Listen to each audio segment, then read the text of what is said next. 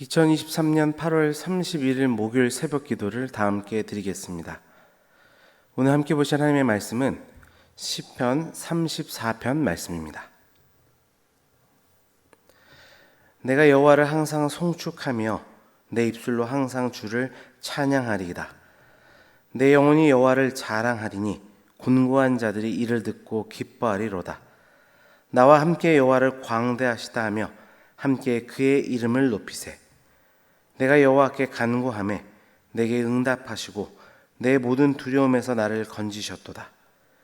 그들이 주를 앙망하고 광채를 내었으니 그들의 얼굴은 부끄럽지 아니하리로다. 이 곤고한 자가 부르짖음에 여호와께서 들으시고 그의 모든 환난에서 구원하셨도다.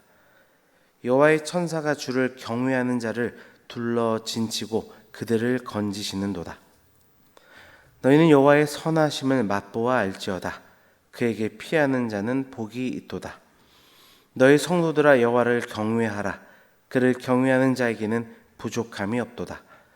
젊은 사자는 궁핍하여 줄일지라도 여호와를 찾는 자는 모든 좋은 것에 부족함이 없으리로다. 너희 자녀들아 와서 내 말을 들으라. 내가 여호와를 경외하는 법을 너에게 가르치리로다.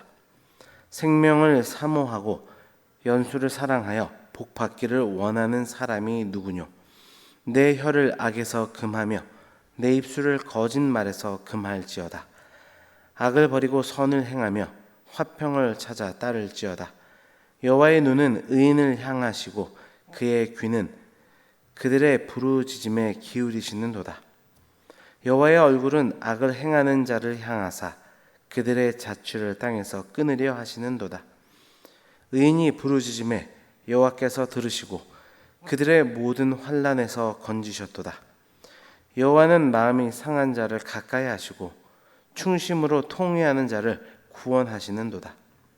의인은 고난이 많으나 여호와께서 그의 모든 고난에서 건지시는도다. 그의 모든 뼈를 보호하시며 그 중에서 하나도 꺾이지 아니하도다. 악의 악인을 죽일 것이라. 의인을 미워하는 자는 벌을 받으리로다. 여호와께서 그의 종들의 영혼을 속량하시나니 그에게 피하는 자는 다 벌을 받지 아니하리로다. 아멘.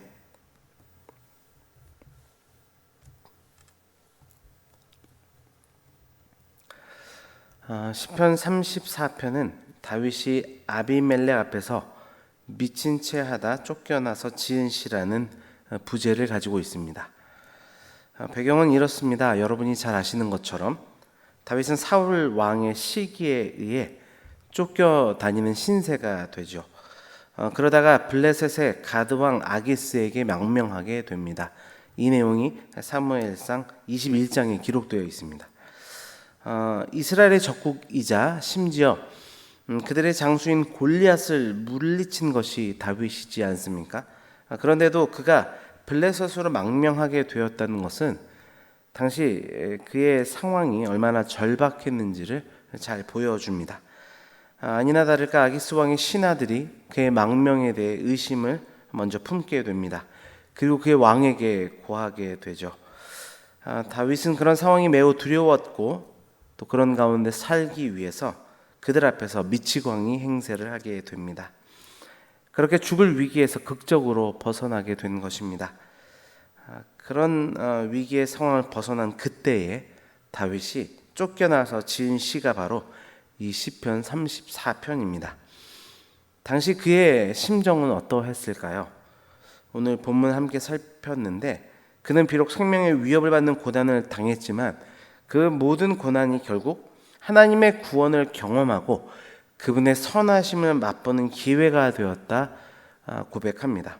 그리고 더 나아가 이렇게 자신이 만난 하나님을 간증하며 권하기까지 합니다. 8절 말씀입니다. 너희는 여호와의 선하심을 맛보아 알지어다. 그에게 피하는 자는 복이 있도다. 여러분 어떤 사람들이 다윗처럼 여호와의 선하심을 맛보는 복을 누릴 수 있을까요? 오늘 본문 중심으로 여호와의 선하심을 맛보는 삶이라는 제목으로 말씀의 은혜를 나누고 함께 기도하기를 원합니다. 다윗은 먼저 고난 중에 찬양하는 삶이 여호와의 선하심을 맛보는 삶이라 그렇게 이야기하고 또 권하고 있습니다. 1절에서 3절까지의 말씀입니다. 내가 여호와를 항상 송축하며 내 입술로 항상 주를 찬양하리이다. 내 영혼이 여호와를 자랑하리니 곤고한 자들이 이를 듣고 기뻐하리로다. 나와 함께 여호와를 광대하시다 하며 함께 그의 이름을 높이세. 지금 다윗이 처한 상황은 하나님을 향하여 도무지 감사와 찬양을 할 수 없는 그런 상황입니다. 사무엘을 통해서 일찍이 왕이 될 것을 말씀해 주셨지만 왕이 되기는커녕 언제 목숨을 잃게 될지 모르는 상황에 그는 처해 있습니다. 지금도 이런 위협 속에서 미치광이 행세를 하여 겨우 목숨을 건진 그런 상황입니다. 다윗은 지금 이러한 상황에서 하나님께 감사하고 영원히 찬양하겠다 서약하고 있습니다. 그리고 그 찬양이 다른 곤고한 자들에게 기쁨을 주기에 함께 찬양하자 다른 이들을 향하여 권하는 자리까지도 나아가고 있습니다. 여러분, 여호와의 선하심을 맛보는 삶은 다윗처럼 도무지 찬양할 수 없는 상황에서도 감사하며 찬양하는 삶입니다. 더 나아가서 그 찬양을 통해 또 다른 곤고한 자들에게 기쁨을 주기를 소망하며 다른 이들을 찬양의 그 자리로 이끄는 삶이라 오늘 본문은 말씀합니다. 주 안에 사랑하는 성도 여러분, 어떤 상황에서도 찬양하는 우리 모두가 되기를 주님의 이름으로 축원합니다. 그로 인해 곤고함에 처해 있는 자들이 우리의 찬양을 통해 기쁨을 얻는 축복이 넘치기를 원합니다. 그렇게 온 성도가, 우리 은혜광성교회 성도들이 올해 우리 교회에게 주신 기원처럼 늘 찬양함으로 여호와의 선하심을 맛보는 축복이 넘치기를 주님의 이름으로 축원합니다. 두 번째로 다윗은 고난 중에서 하나님을 경외하는 삶이 여호와의 선하심을 맛보는 삶이라 이야기합니다. 9절입니다. 너희 성도들아 여호와를 경외하라. 그를 경외하는 자에게는 부족함이 없도다. 다윗이 이 시편의 노래를 부르고 있는 상황에 그는 아무것도 가진 것이 없었습니다. 도망자 신세로 모든 면에서 궁핍할 수밖에 없었습니다. 그런데 그는 하나님을 경외하는 자에게 부족함이 없다 노래합니다. 어떻게 이런 고백을 할 수 있었을까요? 하나님께서 당신을 경외하는 다윗의 심령의 만족을 누리도록 하셨기 때문입니다. 그리고 이것은 다윗이 처한 위기 가운데 하나님께서 그를 도와주시고 건져주신 그 역사를 직접 경험했기 때문입니다. 결국 다윗은 위기 가운데 하나님을 경외함으로 그분의 선하심을 맛보게 된 것입니다. 주 안에 사랑하는 성도 여러분, 어떤 상황에서든 하나님을 경외할 수 있기를 바랍니다.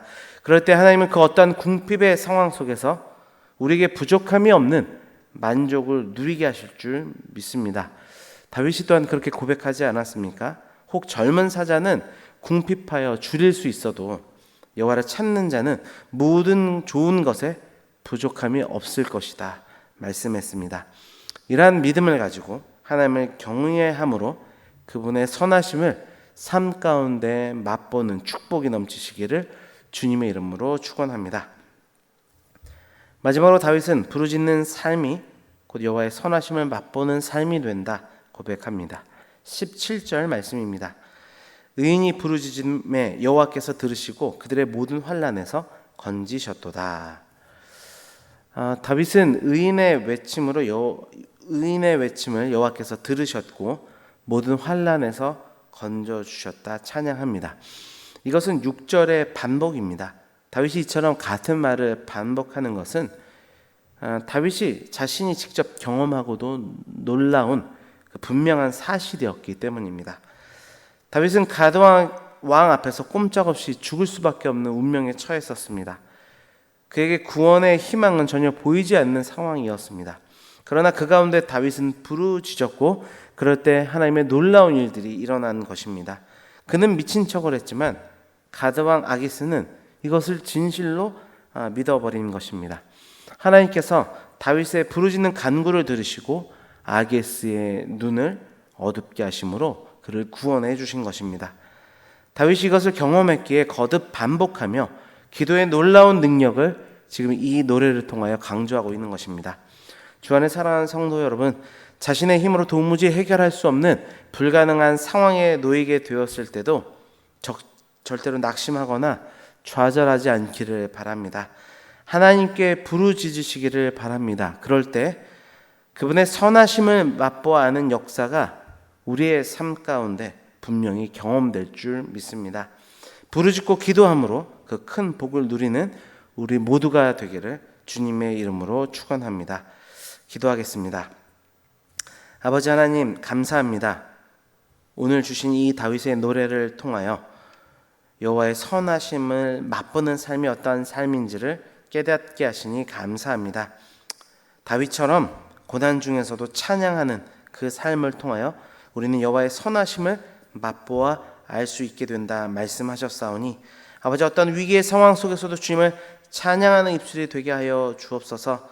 또한 그 찬양하는 입술을 통하여 또 다른 곤고한 자들에게 기쁨이 충만케 되는 역사가 있을 것을 기대함으로 예배하며 찬양하는 자리로 이끌어갈 수 있는 그런 참된 예배자, 참된 찬양의 삶이 될 수 있도록 우리를 주장하여 주옵소서. 또한 고난 중에 하나님을 경외하는 삶이 하나님의 선하심을 맛보아 알게 되는 삶이라 말씀하셨습니다. 아버지, 어떠한 상황 속에서도 하나님을 경외하는 우리가 되기를 원합니다. 또한 부르짖는 삶이 여호와의 선하심을 맛보는 삶이라 말씀하셨사오니 아버지 하나님, 언제나 주님 앞에 간구하고 부르짖는 입술이 되게 하여 주심으로 말미암아 우리의 삶 가운데 하나님이 준비해 놓으신 큰 복을 받아 누리게 될 수 있도록 하나님 축복하시고 함께하여 주옵소서. 이 나라와 이 민족을 위해 아버지 기도합니다. 아버지, 이 나라와 이 민족이 바로 세워지는 역사는 주의 교회로부터 시작되는 것인 줄 믿습니다. 아버지, 교회가 깨어있게 인도하여 주시고 여호와의 선하심을 맛보아 아는 삶을 통하여 아버지, 그 삶을 세상 가운데 온전히 증거하며 살아낼 수 있는 우리 교회들이 될 수 있도록 주장하여 주옵소서. 온 열방 가운데 흩어져 있는 선교사님들을 주장하여 주시고 복음이 선포되는 자리들마다 하나님의 역사가 온전히 이루어질 수 있도록 하나님 주장하시고 함께하여 주옵소서. 올해 우리 교회에게 주신 기원을 붙들고 늘 간절히 기도합니다. 말씀에 순종함으로 늘 모이고 찬송하는 교회가 되게 인도하여 주시어서 오늘 말씀처럼 주님께서 허락하신 놀라운 축복의 역사, 기쁨의 역사들이 우리 가운데 넘쳐날 수 있기를 간절하게 소망합니다. 특별히 아버지, 새벽마다 주님 앞에 나와 간절히 부르짖고 기도하는 우리 성도님들의 기도 제목들마다 주여 함께하여 주옵소서. 또한 아버지, 주님 앞에 나오고 싶지만 병상에 있어서 나오지 못하는 아버지 우리 성도님들의 간절한 아버지 신음 가운데도 함께하여 주시어서 여호와라파 치료의 하나님의 그 은혜의 역사들을 경험하도록 주장하시고 함께하여 주옵소서. 모든 것 감사드리며 예수 그리스도의 이름으로 기도드립니다. 아멘.